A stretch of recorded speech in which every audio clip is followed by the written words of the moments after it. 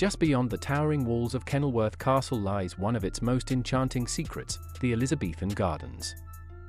Recreated from records kept during Queen Elizabeth I's visit in 1575, this space was designed to impress, to dazzle, and to whisper a little romance into the air. As you wander the gravel paths, you are surrounded by fragrant herbs and the soft trickle of the marble fountain at the garden's heart. Every detail, from the carved arbors to the patterned beds, reflects the splendor Robert Dudley hoped would win the Queen's favor. Today, it's a peaceful escape, somewhere to pause, breathe, and imagine the pageantry that once filled these grounds. A living reminder that even in a fortress built for power, beauty had its place.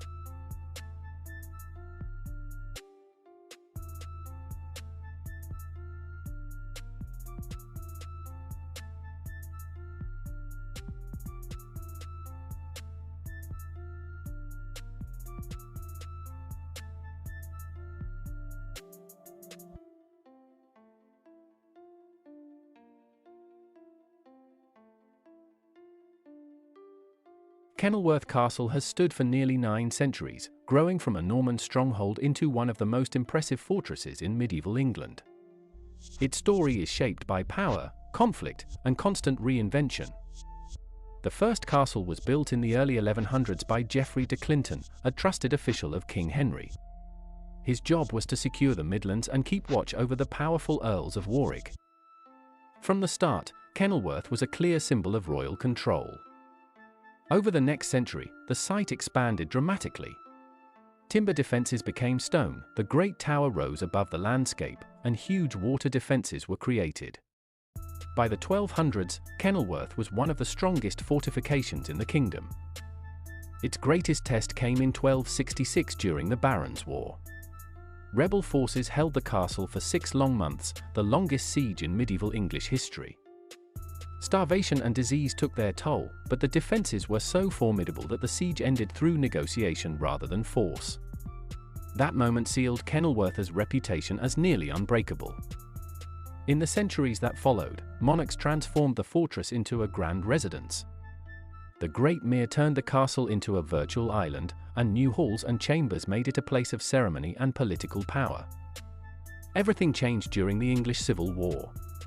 Parliament ordered the castle to be slighted, deliberately damaged, so it could never again serve as a military stronghold. Walls were torn open, the mere was drained, and Kenilworth began its life as a ruin. Today, those ruins remain some of the most atmospheric in England. Every tower and broken archway carries the weight of almost 1,000 years of history.